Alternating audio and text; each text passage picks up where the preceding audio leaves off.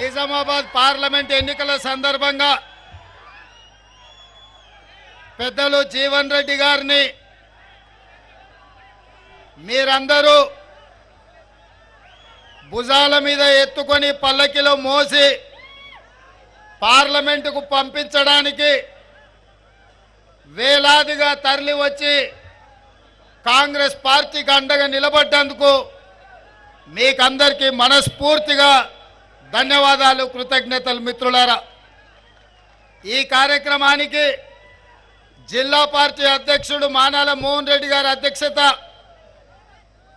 అదేవిధంగా నాతో పాటు పెద్దలు శ్రీధర్ బాబు గారు, షబీర్ అలీ గారు, సుదర్శన్ రెడ్డి గారు, డాక్టర్ భూపత్ రెడ్డి గారు, పెద్దలు గౌరవనీయులు మండవ వెంకటేశ్వరరావు గారు, అదేవిధంగా జిల్లా పార్టీ కాంగ్రెస్ నాయకులు, మండల పార్టీ కాంగ్రెస్ నాయకులు, ప్రాణ సమానులైన కాంగ్రెస్ పార్టీ కార్యకర్తలు, నిజామాబాద్ రైతాంగం అంతా ఈరోజు ఇక్కడికి వచ్చి పెద్దలు జీవన్ రెడ్డి గారికి అండగా నిలబడ్డందుకు మీకు అందరికీ మనస్ఫూర్తిగా కృతజ్ఞతలు తెలియజేస్తున్న కాంగ్రెస్ పార్టీ తరఫున, పెద్దలు జీవన్ రెడ్డి గారి తరఫున.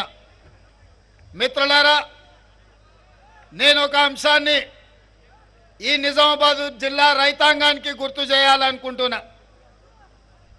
2021 జనవరి 30 తారీఖు నాడు పసుపు బోర్డు కోసం, రైతుల గిట్టుబాటు ధర కోసం ఆర్మూర్లో మీరు దీక్ష చేపడితే ఆ రోజు 12 గంటలకు రావలసిన నేను మార్గ మధ్యంలో వివిధ ప్రాంతాలు, గ్రామాల నుంచి వేలాదిగా విద్యార్థులు, రైతులు, నిరుద్యోగులు వచ్చి స్వాగతం పలుకుతుంటే సాయంత్రం 5 గంటలకు ఆర్మూరు గడ్డ మీద నేను కాలు పెట్టినా మీరందరూ ఆకలిని సైతం లెక్క చేయకుండా కడుపులో నకనకలాడుతున్నా ఆ రోజు నిలబడి వేలాది మంది ఆ దీక్షలో పాల్గొని రేవంత్ రెడ్డి గారి నాయకత్వంలో కాంగ్రెస్ పార్టీని గెలిపిస్తామని మీరు విశ్వాసం, నమ్మకం కలిగించినందుకు జూన్ 27, 2021 నాడు కాంగ్రెస్ పార్టీ అధ్యక్షురాలుగా శ్రీమతి సోనియా గాంధీ గారు నన్ను పిసిసి అధ్యక్షుడిగా నియమించిందన్న సంగతి నేను మీకు గుర్తు చేస్తున్నా. ఆనాడు పిసిసి నియామకంలో జనవరి 30, 2021 నాడు ఆర్మూర్లో జరిగిన దీక్ష మీరు అండగా నిలబడడంతో నిజామాబాద్ జిల్లా కాంగ్రెస్ పార్టీకి అండగా నిలబడుతుందన్న నమ్మకంతో ఆ రోజు పిసిసి అధ్యక్షుడిగా నన్ను నియమించడం జరిగింది. అందుకే నిజామాబాద్ అంటే నాకు ప్రత్యేకమైన అభిమానం. పాదయాత్రలో కూడా మీ దగ్గరకు వచ్చి మీ కష్ట సుఖాలు తెలుసుకొని ఈ ప్రాంతం యొక్క అభివృద్ధి కోసం ఆనాడు ఆలోచన చేసినాం. అందుకే వస్తానే మీ చక్కెర కర్మాగారం విషయంలో శ్రీధర్ బాబు గారిని, పెద్దలు జీవన్ రెడ్డి గారిని సమన్వయపరిచి రాష్ట్ర ప్రభుత్వం నుంచి ఒక ఉపసంఘం ఏర్పాటు చేసి మనం ఖచ్చితంగా బోధన్ షుగర్ ఫ్యాక్టరీ, నిజాం ఆనాడు ఏషియాలోనే పెద్ద షుగర్ ఫ్యాక్టరీని ఇక్కడ నిర్మించి ప్రపంచానికి ఆదర్శంగా నించున్నాడు. ఇవాళ కేసీఆర్ గారు వచ్చి తెరిచి ఉన్న చక్కెర కర్మాగారాన్ని మూత వేసిండు.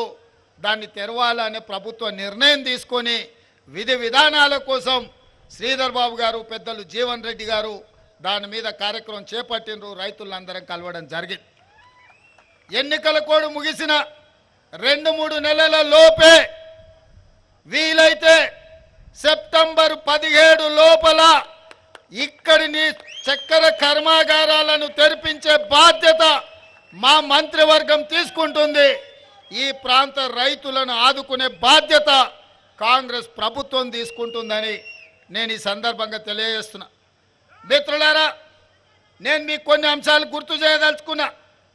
2004, 2009 మా అన్న మధు యాస్కిన్ మీరు ఎంపీగా గెలిపిస్తే పార్లమెంట్లో కొట్లాడి సోనియమ్మను ఒప్పించి తెలంగాణ రాష్ట్రాన్ని తీసుకొచ్చిందంటే మీ నిజామాబాద్ ఎంపీగా మిత్రుడు మధు యాస్కి గారు సాధించిన విజయం అని చెప్పి ఈరోజు నేను చెప్పదలుచుకున్నా. మరి 2014లో కల్వకుంట్ల కవిత గారిని మీరు గెలిపించారు. సరే కేసీఆర్ బిడ్డను, నిజామాబాద్కు నిధులు వస్తాయనో 100 రోజుల్లో చక్కెర కర్మాగారం తెరుస్తుందనో మీరందరూ కూడా కవిత గారికి అండగా నిలబడ్డారు. మరి కవిత గారు 5 ఏళ్ళైనా చక్కెర కర్మాగారం తెరిపించలే, పసుపుకు గిట్టుబాటు ధర ఇవ్వలే, ఎర్రజొన్న రైతుల గురించి చెప్పాల్సిన పని లేదు. మొక్కజొన్న, సోయాబీన్ ఈ ప్రాంతంలో పండించే రైతులను పట్టించుకోలేదు. ఇక వాళ్ళ నాయన అయితే ఒక అడుగు ముందేసి ఎవడు ఊరేస్తే వాడు ఊరేసుకున్నట్టే అని చెప్పి చంద్రశేఖరరావు చెప్పిండు. అప్పుడు చైతన్యం కలిగిన ఈ ప్రాంత రైతాంగం ఒక నిర్ణయం తీసుకున్నారు, బిడ్డ మళ్ళీ అయితే రా నీకు లగ్గం చేయకపోతే చూస్తామని చెప్పి. అందుకే ఆయల్ల మీరందరూ ఈ ప్రాంత రైతులు దాదాపుగా 100 మంది 2019 ఎన్నికల్లో నామినేషన్లు వేసి అందులో 80 మంది ఎన్నికల క్షేత్రంలో నిలబడి 100 రోజుల్లో చక్కెర కర్మాగారం తెరుస్తా అని మాట ఇచ్చి మోసం చేసిన కల్వకుంట్ల కవితను, కల్వకుంట్ల చంద్రశేఖరరావును 100 మీటర్ల గోతి తీసి పాతి పెట్టి మళ్ళా మొక్క మొలవకుండా మొత్తం కాంక్రీట్ చేసి పెట్టారు. ఆ దెబ్బకు 2024లో కల్వకుంట్ల కవిత గారు ఎన్నికల్లో పోటీ చేయడానికే భయపడ్డారు. అంటే నిజామాబాదు రైతాంగంతో పెట్టుకుంటే శాశ్వతంగా ఇక్కడి రైతులను మోసం చేస్తే శాశ్వతంగా రాజకీయంగా సమాధి చేస్తామని చెప్పి ఈ ప్రాంత రైతులు నిరూపించారు. మిమ్మల్ని నేను అభినందిస్తున్నా. సరే ఏనుగులను తినేటోడు పోయిండు అనుకుంటే పీనుగలను తినేటోడు వచ్చిండు. ఆమె 100 రోజుల్లో చక్కెర కర్మాగారం తెస్తా అన్నది. ఇక మా బండి గుండు ఉన్నారా మీ దగ్గర? ఇక బండిని గుండును నమ్మేటట్టు లేదని మీకు బాండ్ పేపర్ రాసిచ్చిండు, 5 రోజులల్లా మీకు పసుపు బోర్డు తెస్తా అని. మరి రాజ్నాథ్ సింగ్ గారు, రామ్ మాధవ్ గారు, భారతీయ జనతా పార్టీ నాయకులందరూ చెప్పిండ్రు పసుపు బోర్డు ఇస్తామని. మరి నరేంద్ర మోడీ గారు చివరికి మొన్న పసుపు బోర్డు ఇస్తామని జీవో ఇస్తే అక్కడ నిజామాబాద్ అనేది మర్చిపోయిండు. అందులో మీరు ఒక్కసారి ఆ జీవో చూడండి, అందులో ఏంది లేదు. ఎక్కడ పెడతాడో నాకు తెలియదు, హిమాలయ పర్వతాలలో పెడతాడో, శంకరగిరి మాన్యంలో పెడతాడో, లేకపోతే నిజామాబాద్ గడ్డ మీద పెడతాడో. ఇవాళ కాడికి వరకు అది రాలే. కానీ ఆయన మారు వేషంతో ఇక్కడ పెట్టిన స్పైసెస్ బోర్డును అదే పసుపు బోర్డు అని నమ్మించే ప్రయత్నం చేసిండు, బుకాయించే ప్రయత్నం చేసిండు. గిదే గది, గదే గిది అని. నేను అడగదలుచుకున్న మిత్రుడు ధర్మపురి అరవిందును, గ్రామాలలో బట్టలు ఉత్కనికే రిన్ సబ్ అని ఉంటుంది. ఈ రిన్ సబ్కు డూప్లికేట్ కింద సేమ్ అట్లనే ఉంటుంది రన్ సబ్ అని ఒకటి వచ్చింది. ఏమయ్యా మిత్రమా అరవిందు, పసుపు బోర్డుకు స్పైసెస్ బోర్డుకు తేడా తెలియనోళ్ళనే మా రైతులు. ఆకాశం ఇంకా ఇట్లా చూడకుంటేనే మబ్బులు ఎప్పుడైతాయో, మేఘాలు ఎప్పుడు కమ్ముకుంటాయో, వాన ఎప్పుడు కురుస్తుందో, పసుపు ఎప్పుడు వేయాలో, కందులు ఎప్పుడు పండించాలో, మిర్చి ఒడ్లు ఎక్కడ వేయాలో, ఏ భూములు వేయాలో తెలిసిన వాళ్ళు మా నిజామాబాద్ జిల్లా రైతులు. వెనకటికి ఎవడనంటే తాతకే దగ్గు నేర్పిండంట. ధర్మపురి గారు ఇవాళ మా నిజామాబాదు రైతులకు బోర్డుల గురించి చెప్తున్నాడు. ఒకవేళ నిజామాబాదు రైతుల గురించి తెలుసుకోవాలంటే అరవింద్, నువ్వు కాన్వెంట్ స్కూల్లో చదివినా నీకు పెద్ద తెలియదు, కానీ ధర్మపురి శ్రీనివాస్ గారిని అడుగుంటే చెప్తారు ఈ ప్రాంత రైతులు ఎంత చైతన్యవంతులో.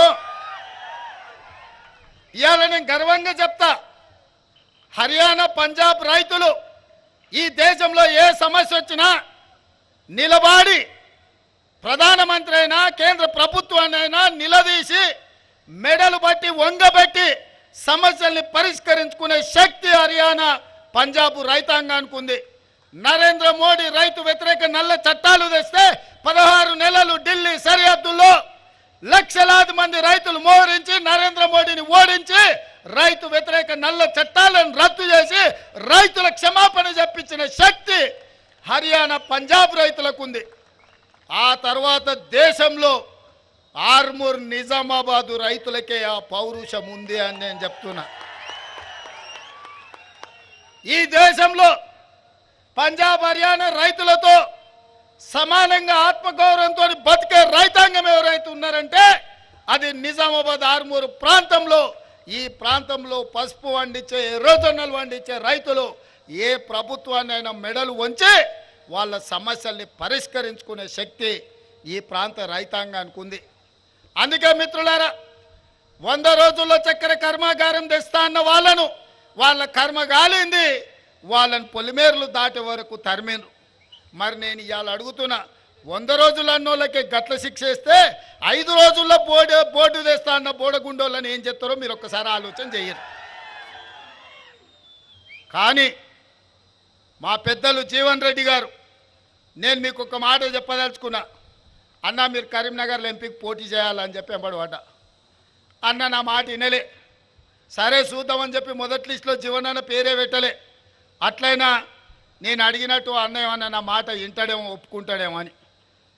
మొదటి లిస్టులో పేరు రాకపోయినా జీవన్ అన్న ఒకటే మాట చెప్పిండు, నేను తమ్మి రైతుల కోసం కొట్లాడదలుచుకున్నా, నా జీవితం ఈ రైతులకే నేను అంకితం చేయాలనుకుంటున్నా.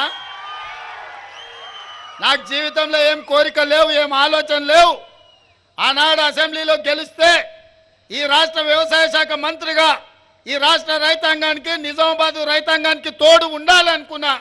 కానీ నా అదృష్టం బాగలేదు. మళ్ళీ ఈరోజు పార్లమెంట్ చేస్తున్నా. నేను నిజామాబాదులనే చేస్తా. నా కోరుట్ల, జగిత్యాల, నిజామాబాద్ పార్లమెంట్లు ఉంది. నిజంగా రైతులకు నేను అండగా నిలబడాలి, పార్లమెంట్లో మాట్లాడాలి, పసుపు బోర్డును, చక్కెర కర్మాగారాన్ని తెరిపించాలి, ఈ ప్రాంతాన్ని అభివృద్ధి పదం వైపు నడిపించాలి, రైతులకు గిట్టుబాటు ధర ఇవ్వాలి అని పెద్దలు జీవన్ రెడ్డి గారు చెప్పిండ్రు. నేను మీకు మాటిస్తున్న వేదిక మీద నుంచి మా మిత్రులందరి అనుమతితోటి ఖచ్చితంగా రాబోయే ఎన్నికల్లో ఇండియా కూటమి కేంద్రంలో ప్రభుత్వం ఏర్పాటు చేస్తుంది. పెద్దలు జీవన్ రెడ్డి గారిని కేంద్ర వ్యవసాయ మంత్రిగా, పెద్దలు జీవన్ రెడ్డి గారిని ఈ తెలంగాణ రాష్ట్రంలో కేంద్ర స్థాయిలో ఆనాడు జైపాల్ రెడ్డి గారు ఉన్నారు. కేంద్రంలో పెద్ద పెద్ద మంత్రి పదవులకు వన్నె తీసుకొచ్చింది జైపాల్ రెడ్డి గారు. పెద్దలు కీర్తిశేషులు పివి నరసింహారావు గారు పేరు తెచ్చిండ్రు ఈ ప్రాంతానికి, ఈ దేశానికి. ఇవాళ స్థాయిలో గౌరవం ఉన్నవాళ్ళు, ప్రజలకే అంకితమైన వాళ్ళు, సమస్యల పట్ల అవగాహన ఉన్నవాళ్ళు, రైతాంగాన్ని ఆదుకునే మనసున్న నాయకుడు తెలంగాణ రాష్ట్రంలోనే లేడు. అది ఒక్క జీవనన్న మాత్రమే. అందుకే సోనియా గాంధీ గారిని, మల్లికార్జున ఖర్గే గారిని, రాహుల్ గాంధీ గారిని ఒప్పించి మెప్పించి నేను కేంద్ర వ్యవసాయ శాఖ మంత్రిగా జీవన్ రెడ్డి గారికి పదవిని తీసుకొచ్చే బాధ్యత నాది. మీ బిడ్డ మీకోసం కొట్లాడేటైనా ఎవరినో అడుగో, ఎవడో సంతకం పెట్టో ఏదో నిర్ణయం చేయాలని తిరగాల్సిన పని లేదు. ఆయననే సొంతంగా సంతకం పెట్టి మీ చెరుకు కర్మాగారం, మీ పసుపు బోర్డును సాధించి సంతకం పెట్టే సత్తా జీవన్ రెడ్డి గారికి పార్టీ ఇస్తుంది. మరి ఇది నిజం కావాలి అంటే జీవన్ రెడ్డి గారు నిజామాబాద్ పార్లమెంటుకు గెలవాలి మిత్రులారా. ఒక్కొక్కసారి ఓటమికి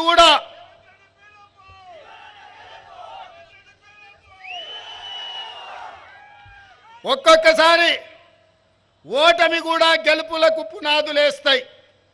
నేనే ఉదాహరణ. 2018 డిసెంబర్లో నా మీద కక్ష కట్టి, నా మీద పగబట్టి, అర్ధరాత్రి నా ఇంటి తలుపులు బద్దలు కొట్టి వేలాది మంది పోలీసులను పెట్టి చంద్రశేఖరరావు అర్ధరాత్రి పూట నన్ను కిడ్నాప్ చేశాడు. ఆ దెబ్బ కోర్టులో కేసేస్తే కలెక్టర్, అదేవిధంగా జిల్లా ఎస్పీ సస్పెండ్ అయ్యారు.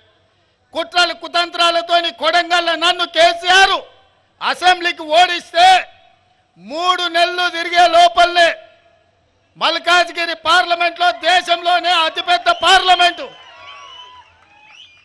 నరేంద్ర మోడీ, అమిత్ షా పార్లమెంట్లు కలిపితే ఎన్ని ఓట్లుంటాయో అంతకంటే ఎక్కువ ఓట్లు, 35 లక్షల ఓట్లుండే మల్కాజ్గిరి పార్లమెంట్లో రాహుల్ గాంధీ నన్ను పార్లమెంటుకు నించోబెట్టాడు. 3000 పోలింగ్ బూతులు ఉన్నాయి. నేను అడిగిన, సార్ ఎట్లకెళ్ళి సాధ్యమవుతుంది, ఎక్కడ తిరగాలి 35 లక్షల ఓట్లు ఇదే అని. రాహుల్ గాంధీ గారు నాకు ఓ మాట చెప్పారు, రాష్ట్రం 4 కోట్ల మంది ప్రజలు చూశారు, పోలీసుల చేత నిర్బంధించి నీ తలుపులు బద్దలు కొట్టి నిన్ను ఓడగొట్టినరు, ప్రజలు నిన్ను వదులుకోవాలనుకుంటలేరు. ప్రశ్నించే గొంతుగా తెలంగాణ రాష్ట్ర ప్రజలకు అండగా ఉండాలి. నిన్ను గెలిపిస్తారు, నువ్వు పోయి పోటీ చేయిపో అని వారు ఆదేశించిండ్రు. నేను శిరస వహించిన. నామినేషన్ వేసి 14 రోజుల్లో 35,03,000 బూతుల కార్యకర్తలే సైనికులై కథన రంగంలో దిగి మల్కాజ్గిరి పార్లమెంట్లో నన్ను ఎంపీగా గెలిపించి ఢిల్లీకి పంపించారు. గల్లీ నుంచి ఢిల్లీ వరకు సమస్యల మీద కొట్లాడిన కేంద్ర నాయకత్వం దృష్టిని ఆకర్షించిన ఆ దెబ్బతోని నాకు పిసిసి అధ్యక్ష పదవి వచ్చింది. నిజామాబాదు రైతుల ఆశీర్వాదంతో అధిష్టానానికి నమ్మకం వచ్చింది. ఆనాడు పిసిసి అయినా ఈనాడు తెలంగాణ రాష్ట్రానికి ముఖ్యమంత్రి అయినా. ఒకవేళ 2018 డిసెంబర్లో ఎమ్మెల్యేగా ఓడకపోయినుంటే ఎమ్మెల్యే గెలిస్తే ఈయన్నే మడుగులో చంద్రశేఖరరావుతో కొట్లాడుకుంటూ ఈయన్నే ఉండిపోతుంటేనేమో. కానీ ఒక్కొక్కసారి అదృష్టం ఓటమిని కూడా గెలుపుకు పునాదులేస్తుంది. 2018 ఓటమి 2023 డిసెంబర్లో ముఖ్యమంత్రి కావడానికి ఉపయోగపడ్డది. మిత్రులారా, నేను ఎందుకు ఈ ఉదాహరణ చెప్తుంటా అంటే మొన్న జరిగిన ఎన్నికల్లో జీవనాన్న ఎమ్మెల్యే ఓడిపోయింది దురదృష్టం కాదు, అదృష్టమే. ఈరోజు మీకు ఎంపీగా వచ్చి ఎంపీగా గెలిచి ఇండియా కూటమిలో వారు కేంద్ర మంత్రి కాబోతున్నారు. అందుకే ఈరోజు మీరందరూ గెలిపించండి. 14లో బీఆర్ఎస్ కోటేసిండ్రు, కవితమ్మ మిమ్మల్ని మోసం చేసింది. 19లో బీజేపీ కోటేసిండ్రు, ధర్మపురి అరవింద్ గారు మిమ్మల్ని మోసం చేసిండు. నేను ఇవాళ మిమ్మల్ని అడుగుతున్న మిత్రులారా, మోసం చేసిన వాళ్ళు కావాలన్నా, మోస పార్టీలు కావాలన్నా, 10 ఏళ్ల నుంచి ప్రభుత్వంలో ఉండి పసుపు బోర్డు ఇవ్వలేదు, రైతుల గిట్టుబాటు ధర ఇవ్వలేదు, చక్కెర కర్మాగారం తెరవలేదు, ఈ ప్రాంత రైతాంగ ఆత్మ గౌరవాన్ని తాకట్టు పెట్టి మీరు వారణాసిలో మోడీకి వ్యతిరేకంగా నామినేషన్ లేకపోతే పోలీసులను పెట్టి నిజామాబాదు రైతాంగాన్ని కొట్టించిన మాట మీరు మర్చిపోయినరా? బీఆర్ఎస్ను చూసిరు, బీజేపీని చూసిరు. ఒక్కసారి జీవనానికి అవకాశం ఇవ్వండి. పెద్ద మనిషి, రైతు బిడ్డ, రైతులకు నాయకుడు కాదు, ఆయన్నే రైతయా. వ్యవసాయం ఏం చేయాలో ఆయనకు తెలుసు. 40 ఏళ్ళ నుంచి ఆయన మంత్రి ఉన్నా ఏది ఉన్నా రాత్రి అయితే ఊరికి పోతాడు, పొద్దున వ్యవసాయం చేసుకుంటాడు. ఆయన కంటే రైతుల గురించి తెలిసిన వాళ్ళు ఎవరన్నా ఉన్నారే నాయకులు? మేమంతా పాయింట్ షర్ట్ వేసుకునే వాళ్ళమే, అన్నలాగటోళ్ళు చెప్తే వినటోళ్ళమే. ధర్మపురి అరవింద్కు వ్యవసాయం తెలుసానే? అడుగురి పోయి పల్లీలు ఏడుంటాయంటే చెట్టు కాస్తే పైన తెంచుకోవాలని చెప్తాడు. అవునా? అందుకోసమని అట్లాటోళ్ళని మనం ఎన్నుకొని ఓటేస్తే ఎట్లయితుందో చూసిరు. సరే, కవితమ్మ గురించి నేను చెప్పాల్సిన పని లేదు, ఇక బాజిరెడ్డి గోవర్ధన్ గురించి నేను అడగాల్సిన పని లేదు. ఆయన గిన ఓటేస్తారంటే ఆయన కొడుకులు అచ్చోసిన ఆంబోతులాగా మీ మీద పడతారు. గోవర్ధన్ గిన ఓటేస్తారా వాళ్ళ కొడుకులంతా మీ మీద పడతారు. మీరు ఇక మళ్ళీ నెల హఫ్తాలు కట్టాల్సిందే. పాల పైసలు, కూరగాయల పైసలు తీసుకొచ్చి వాళ్ళకి ఇచ్చిపోవాల్సి వస్తుంది పట్టణానికి, టౌన్కి వస్తాయి. అందుకే మిత్రులారా, ఇవాళ పదే గుడి గురించి మాట్లాడుతున్నారు. నేను ఒక్క మాట చెప్పదలుచుకున్నా ఈ వేదిక మీద నుంచి. ఈ దేశ ప్రధానమంత్రి నరేంద్ర మోడీ గారు నిన్న మాట్లాడుతూ కాంగ్రెస్ పార్టీ అధికారంలోకి వస్తే హిందువుల ఆస్తులు గుంజుకొని ముస్లింలకు పంచి పెడతారని అన్నారు. ఒక secular country, doctor Babasaheb Ambedkar రచించిన రాజ్యాంగం, ఆ రాజ్యాంగం మీద ప్రమాణం చేసిన ప్రధానమంత్రి 2 మతాల మధ్యలో చిచ్చు పెట్టే విధంగా మాట్లాడుతున్నాడంటే ఓటమి నరేంద్ర మోడీని వెంటాడుతుంది, వేటాడుతుంది. నరేంద్ర మోడీ భయపడి ఈరోజు మతాల మధ్యలో చిచ్చు పెట్టాలనుకున్నాడు.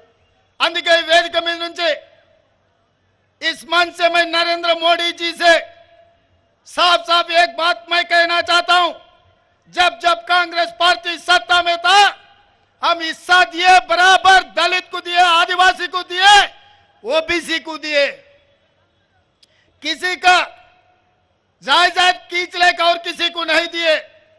हम इतना संविधान को बचाए, ऐसे संविधान किस देश को दिए हम लोग। अगर भाई का जायदाद दूसरे भाई को देना है तो भी कानून के हिसाब से देना पड़ता, मगर किसी का जायदाद खींच लेकर और किसी को देने का कानून अपना देश में नहीं है। 13 साल मुख्यमंत्री था मोदी जी, 10 साल प्रधानमंत्री था। इतना भी पता नहीं है क्या इस देश का प्रधानमंत्री को हिंदुओं का जायदाद खींच लेके मुसलमानों को देने के लिए ये प्रधानमंत्री ऐसे बात कह रहा है। इसको डर है, दिल में हार जाने का डर है, इसीलिए ऐसे ऐसे भाषण उन्होंने दे रहा है। इसीलिए हम संविधान दिए इस देश को। डॉक्टर बाबा साहेब अंबेडकर ये लिखा उसमें, अगर बाप का जायदाद बेटे को भी देना है तो विरासत देना, भाई का जायदाद छोटे भाई को बहन को भी देना है तो एक हिसाब किताब से वो बदली करना। ऐसे झूठे बातों से कितने दिन देश को धोखा देंगे मोदी जी? ये कोई तरीका नहीं है, आपको कोई शोभा देने वाले बात नहीं है। ऐसे बात मत कहो, ये देश के लिए सुरक्षा नहीं। మిత్రులారా, హిందువుల ఆస్తులు ముస్లింలకు గుంజి పెడతారంటున్నారు. నేను అడుగుతున్నా, ఇక్కడ చాలా మంది మా అన్నదమ్ములు ఆస్తులు పంచుకున్న వాళ్ళు ఉండ్రు కదనే, ఏరువడ్డోళ్ళు ఉండ్రు కదా. కాగితం రాసుకోకుండా, పెద్ద మనుషులు లేకుండా, తల్లిదండ్రులు ఒప్పుకోకుండా అన్న ఆస్తి తమ్మునికే ఇచ్చేటట్లేదు, తండ్రి ఆస్తి బిడ్డకి ఇచ్చేటట్లేదా? మన రాజ్యాంగం అట్లుంది. వీళ్ళ ఆస్తులు గుంజుకొని వాళ్ళకి ఇచ్చేటట్టు ఉంటుందా? ఈ దేశ ప్రధానమంత్రికి ఇట్లా మాట్లాడతాడా? ఇది పద్ధత? ఎన్నికల్లో గెలవాలని ప్రయత్నం చేస్తే తప్పులేదు, కానీ దేశాన్ని మత ప్రాతిపదికన విభజించి చిచ్చు పెట్టి రాజకీయ ప్రయోజనం పొందాలని చూస్తున్నారు. ఇది దేశానికి మంచిదా? ఒక్కసారి ఆలోచన చేయండి. అశాంతి పెట్టేగి మన మధ్యలో పంచాయతీలు పెడితే ఈ దేశం కుప్పగూలుతుంది, ఈ దేశానికి తీరని నష్టం జరుగుతుంది. అందుకే భారతీయ జనతా పార్టీని ఓడించాలి, కాంగ్రెస్ పార్టీని గెలిపించాలి. ఇంకొక మాట కూడా నేను చెప్పదలుచుకున్న మా బీజేపీ మిత్రులకు, దేవుడు గుడిలో ఉండాలి, భక్తి గుండెల్లో ఉండాలి. మిత్రులారా, దేవుడు గుడిలో ఉండాలి, భక్తి గుండెల్లో ఉండాలి. పోలింగ్ బూతుల డబ్బాలల్లో కాదు మిత్రులారా. మీరు చేసే వ్యాపారం, మీ రాజకీయ వ్యాపారం, మీ స్వార్థం ఈ దేశ ప్రజలకు అర్థమైతలేదని అనుకోకండి. ఇంత దుర్మార్గం, ఇట్లాంటి ఆలోచన ఈ దేశానికి మంచిది కాదు. మన పెద్దలు డాక్టర్ బాబాసాహెబ్ అంబేద్కర్ ఈ దేశానికి రాజ్యాంగం ఇచ్చింది. ఒక సెక్యులర్, ఒక మత సామరస్యంతో కూడుకున్న పరిపాలనను అందించడానికి అవకాశం ఇచ్చింది. కేవలం మీరు గెలవడం కోసం ఇట్లాంటి కుట్రలు కుతంత్రాలు చేయడం ఈ దేశానికి మంచిది కాదు. ఇట్లాంటి ఆలోచన మానుకోండి. రాముడు మీకే కాదు, మాకు రాముడే. మా ఇంట్లో కూడా మేము రాముని కొలుస్తాం, విష్ణుని కొలుస్తాం, కృష్ణుని కొలుస్తాం. ఎంతోమంది దేవతలు ఉండ్రు. ఊర్లూర్ల పోసమ్మ, మైసమ్మ, ఎల్లమ్మ, ఎంతోమంది దేవతలు ఉండ్రు. ఇవన్నీ మన సాంప్రదాయంలో భాగం. ఎవరి మత విశ్వాసం వాళ్ళది. నేను హిందువునని గర్వపడతా, ముస్లింలను, క్రిస్టియన్లను, సిక్కులను ఆదరిస్తా, గౌరవిస్తా. ముఖ్యమంత్రిగా నా బాధ్యత మత సామరస్యం పాటించడం అనేది రాజ్యాంగం మనకు నేర్పిన, మన పెద్దలు తరతరాలుగా మనకిచ్చిన మన సాంప్రదాయం. ఊర్లలో పీర్ల పండుగ ఎవరయ్యా? మనం కాదా చేసేది? అలా వాడేది మనం కాదా? ఊర్లో ఏదన్నా ఉండి చర్చిలో క్రిస్మస్ వస్తే 10 మందికి మనం సాయం చేస్తలేమా? మన గణేష్ నిమజ్జనం వస్తే ముస్లింలు మనకు అండగా నిలబడతలేరా హైదరాబాద్లో? ఇది మన సంస్కృతి, మన సాంప్రదాయం. దీన్ని కూడా రాజకీయాలకు వాడుకోవాలని బీజేపీ చూస్తుంది. మిత్రులారా, ఇది దేశానికి మంచిది కాదు. కాంగ్రెస్ ఎన్నో 50 ఏళ్ళ అధికారంలో ఉంది. అధికారం కాంగ్రెస్కు కొత్త కాదు, ప్రతిపక్షం అసలే కొత్త కాదు. కానీ ఇట్లాంటి విపత్కరమైన పరిస్థితుల్లో దేశాన్ని కాపాడాల్సిన బాధ్యత కాంగ్రెస్ పార్టీకి ఉంది. అందుకే ఈరోజు ఇందిరాగాంధీ గారి దేశం కోసం ప్రాణాలు ఇచ్చారు, రాజీవ్ గాంధీ గారి దేశం కోసం ప్రాణాలు ఇచ్చారు, సోనియా గాంధీ, రాహుల్ గాంధీ గారి దేశం కోసం పదవులు త్యాగం చేశారు. ఇక ఇప్పుడు త్యాగాలు చేసేది లేదు, కొట్లాడేదే ఈ దేశానికి రాహుల్ గాంధీని ప్రధానమంత్రిని చేసేదే అని చెప్పి నేను ఈ సందర్భంగా తెలియజేస్తున్నా మిత్రులారా. అందుకే ఈరోజు మీకు స్పష్టంగా 3 మాటలు ఇస్తున్నా. మీ చక్కెర కర్మాగారం తెరిపించే బాధ్యత మాది, కాంగ్రెస్ ప్రభుత్వం అని చెప్పి నేను చెప్పదలుచుకున్నా. అదేవిధంగా పసుపు బోర్డు కేంద్ర ప్రభుత్వం ఇవ్వాలి. ప్రభుత్వం ఎన్డీఏ ఓడి ఇండియా కూటమి గెలిస్తే పసుపు బోర్డు జీవననే మంత్రిగా తీసుకొచ్చి మీకు ఇస్తాడు. లేకపోతే ప్రశ్నించే గొంతుకై మోడీ మెడల్ వంచి మీ పసుపు బోర్డు మా జీవనాన్ని తీసుకొస్తాడు, నాది పూచి అని చెప్పి నా మిత్రులకు చెప్తున్నా. అదేవిధంగా నిన్న రైతు రుణమాఫీ గురించి మాట్లాడుతున్నారు. రైతు భరోసా గురించి మాట్లాడుతున్నారు. ఒరే సన్నాసులారా, తాతకు దగ్గు నేర్పాడు మా కథలు చెప్పకండి. వెనకటికెప్పుడో రైతు రుణమాఫీ మేము చేసినాం. రైతులకు బోనస్ ఇచ్చింది మేము. రైతులకు రుణమాఫీ, రైతులకు బోనస్ ఇచ్చిన మేము 100 రోజుల్లో 5 పథకాలు అమలు చేసే లోపల ఎన్నికల కోడ్ వచ్చింది. అందుకే ఇవాళ ఈ వేదిక మీద నుంచి మాట్లాడుతున్నా. బాసర సరస్వతి మందిరం మీద ఒట్టే చెప్తున్నా, 15 ఆగస్టు లోపల రైతాంగానికి 2 లక్షల రూపాయల రుణమాఫీ చేస్తుంది మా ప్రభుత్వం. నాది మా మంత్రివర్గానికి బాధ్యత. మీ రైతులకు రుణమాఫీ చేసి మీ రుణం తీర్చుకుంటాం. ఈ ప్రభుత్వం మీది. మీరు కష్టపడి కొట్లాడి మీరు గెలిపిస్తే వచ్చిన ప్రభుత్వం. ఈ రైతాంగం కోసమే ఈ ప్రభుత్వం ఉన్నది. ఈ రైతాంగాన్ని ఆదుకునే బాధ్యత మాది. ఇదే కాదు, ఆనాడు కేసీఆర్ ఊరేస్తే ఊరేసినట్టే అని మిమ్మల్ని బెదిరించి ఆయన మాత్రం ఫామ్ హౌస్లో 150 ఎకరాలలో ఒడ్లు వండించుకుంటే బండారం బయట పెట్టి బట్టలు ఇప్పదీసి బజార్లో నిలబెట్టిన కేసీఆర్. ఆ రైతులకు నేను మాట ఇస్తున్నా, ఎంతైనా వరి పండించుకోండి, 500 రూపాయల బోనస్ అదనంగా ఇచ్చి మీ ఒడ్లు కొనే బాధ్యత మా ప్రభుత్వానికి. ఈ గడ్డ నా తెలంగాణ కోటి రతనాల వీణ అన్న దాశరథి గడ్డ. ఈ నిజామాబాద్ గడ్డ ఇక్కడనే జైల్లో తెలంగాణ ఉద్యమానికి ఊపిరి ఊదింది దాశరథి గారు. నా తెలంగాణ కోటి రతనాల వీణ అని నిజామాబాద్ గడ్డ మీద నుంచి చెప్పారు. ఈ గడ్డ ఆనాడు ఎం నారాయణ రెడ్డి గారు మొట్టమొదటి తెలంగాణ ఉద్యమంలో క్రియాశీలక పాత్ర పోషించిన గడ్డ.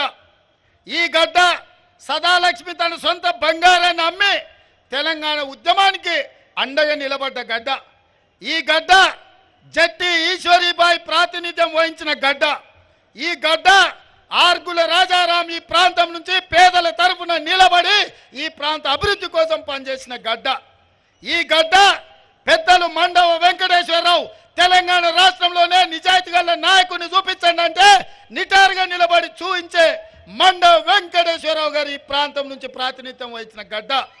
ఈ గడ్డ పెద్దలు సుదర్శన్ రెడ్డి గారు ప్రాతినిధ్యం వహిస్తున్న గడ్డ. ఈ గడ్డ డి శ్రీనివాస్ గారు అన్న చెప్తున్నాడు. డి శ్రీనివాస్ గారు కూడా కానీ కాకపోతే కొడుకు అక్కడ పోయి తానికి చెడ్డ పేరు తెచ్చాడు. ఈ గడ్డ నిన్న మన భారతదేశానికి ప్రతిష్ట తెచ్చిన బాక్సర్ నిఖత్ జరీన్ మీ గడ్డ మీద పుట్టిన బిడ్డ. ఎన్నో కట్టుబాట్లను తెంచుకొని భారతదేశ ప్రతిష్ట పెంచి మనకు మెడల్స్ తీసుకొచ్చిన ఆడబిడ్డ నిఖత్ జరీన్ మీ నిజామాబాద్ గడ్డ. ఎవరెస్ట్ శిఖరం ఎక్కిన మాలవత్ పూర్ణ మీ బిడ్డ మీ నిజామాబాద్ గడ్డ అని చెప్పి నేను ఈ సందర్భంగా తెలియజెప్పదలుచుకున్నాను. మరి ఇంతమంది గొప్ప గొప్ప వాళ్ళు ఉన్న ఈ గడ్డ మీద ఈ బిడ్డల్ని నేను ఒకటే మాట్లాడుతున్నా, ఒక మాట ఇవ్వమని మిమ్మల్ని అడుగుతున్నా. జీవనాన్ని మీరు పార్లమెంటుకు పంపించుర్రి.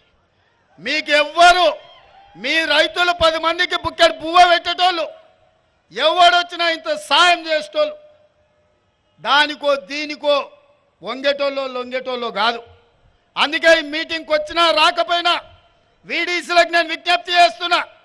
ఈ నిజామాబాద్ రైతాంగానికి నేను వేడుకుంటున్నా, పెద్దలు జీవన్ రెడ్డి గారిని గెలిపించి నిజామాబాద్ గౌరవాన్ని నిలబెట్టండి. పార్లమెంట్లో మీ ప్రశ్నించే గొంతుకైతాడు, మీ సమస్యలు పరిష్కరించే మీ నాయకుడైతాడు, రైతు నాయకుడైతాడు. రైతే నాయకుడు కావాలి. మీ రైతు బిడ్డనే ఈ దేశంలో వ్యవసాయానికి నాయకత్వం వహించాలి. జీవనన్నను గెలిపించండి. జీవనన్నకేసే ప్రతి ఓటు మీ రేవంత్ అన్నకేసినట్టే అని చెప్పి నేను ఈ సందర్భంగా చెప్తున్నా. నా మీద మీకు అభిమానం ఉండి గాంధీ కుటుంబాన్ని గుండెల్లో పెట్టి చూసుకోవాలంటే ఈ నిజామాబాద్ గడ్డ మీద నుంచి పెద్దలు జీవనాన్నను పార్లమెంటుకు పంపించండి. మీ సమస్యల్ని పరిష్కరించే పూచి నాది అని తెలియజేస్తూ మీ అందరి దగ్గర సెలవు తీసుకుంటున్న మిత్రులారా.